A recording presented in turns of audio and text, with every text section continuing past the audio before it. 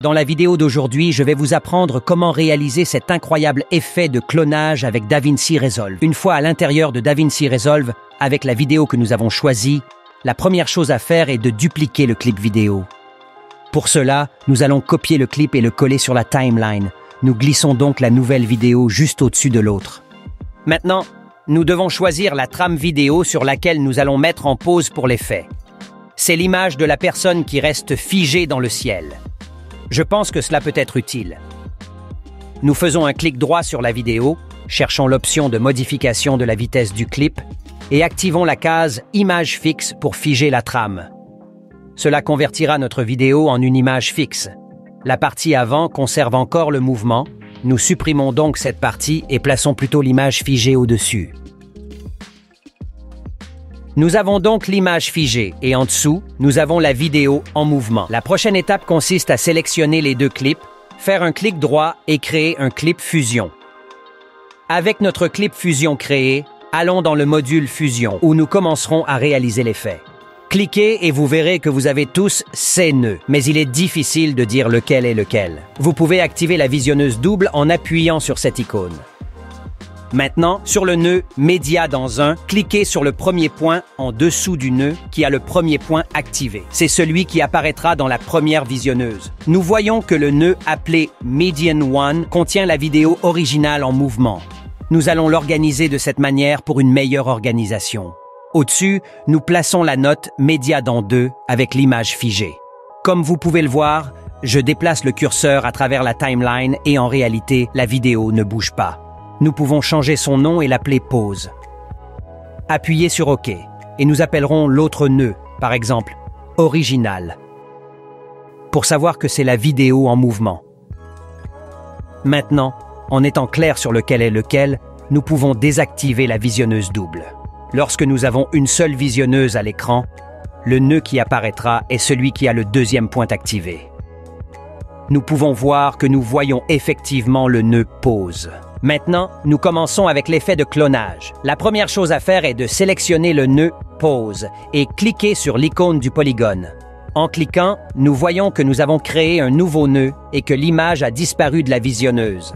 Pour voir l'image, activez l'option inversaire. Maintenant, vous pouvez commencer à créer un masque sur la silhouette de la personne. Cliquez simplement dessus et commencez à dessiner le contour, petit à petit. Essayez d'être aussi précis que possible. Une fois terminé, nous voyons que la personne a disparu, et c'est la partie dont nous avons besoin pour avoir le masque avec la personne. Désactivez l'option inversaire que nous avons activée précédemment. Voilà, nous avons notre clone. Activez le deuxième point du nœud de sortie pour voir le résultat final dans la visionneuse. Maintenant, nous avons le clone flottant dans les airs à côté de la vidéo en mouvement. Cliquez sur le nœud original, allez dans l'onglet des effets et recherchez l'effet suivi planaire. Cliquez et faites glisser pour le connecter au nœud original et au nœud fusion 1. Une fois que nous avons connecté le nœud de suivi planaire, nous devons rechercher dans la timeline la trame exacte où la silhouette de la personne coïncide. Nous voyons que cela ne coïncide pas. Cela devrait être ici, à la trame 109. Maintenant, nous sélectionnons une partie de l'arrière-plan de la vidéo pour pouvoir suivre le mouvement de la caméra. Dans cette vidéo, nous n'avons besoin que du suivi à partir de cette trame vers l'arrière. Pour faire le suivi, nous devons appuyer sur cette icône. Mais d'abord, nous devons changer le type de suivi de point à hybride et sélectionner le type de mouvement dans votre vidéo. Dans mon CA, translation, rotation et échelle est celui qui m'a donné les meilleurs résultats. Cliquez sur Définir et maintenant nous allons faire le suivi vers l'arrière. Pour cela, cliquez sur cette icône et il commencera à suivre le mouvement vers l'arrière. Nous voyons que DaVinci Resolve suit la zone que nous avons sélectionnée en bas.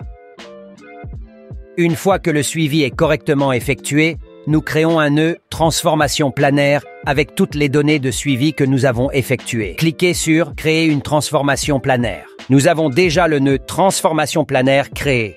Maintenant, nous connectons le nœud pause au nœud transformation planaire et le nœud transformation planaire au nœud fusion. Bonne nouvelle, nous sommes à la dernière étape. Nous avons le clone figé qui suit le mouvement de la caméra grâce au suivi que nous venons de faire. Mais comme vous pouvez le voir, lorsque la personne touche le clone, il ne disparaît pas. Il ne veut pas partir. Vous pouvez lui demander gentiment de partir ou vous pouvez le terminer de la manière suivante. Vous voyez la trame exacte où la personne coïncide avec le clone figé. Dans mon CA, c'est la trame 109. Cliquez sur le nœud polygone et créez une image clé au niveau en cliquant sur ce point. Ensuite, nous déplaçons la vidéo d'une trame vers l'avant, de la 109 à la 110. On voit que le clone apparaît à gauche. Créez une autre image clé, mais cette fois avec une valeur de 0. Votre effet est maintenant terminé. Si vous le souhaitez, vous pouvez ajouter un autre clone à la vidéo ou expérimenter avec toutes les options créatives que DaVinci Resolve vous offre. Et c'est tout. À bientôt dans la prochaine vidéo.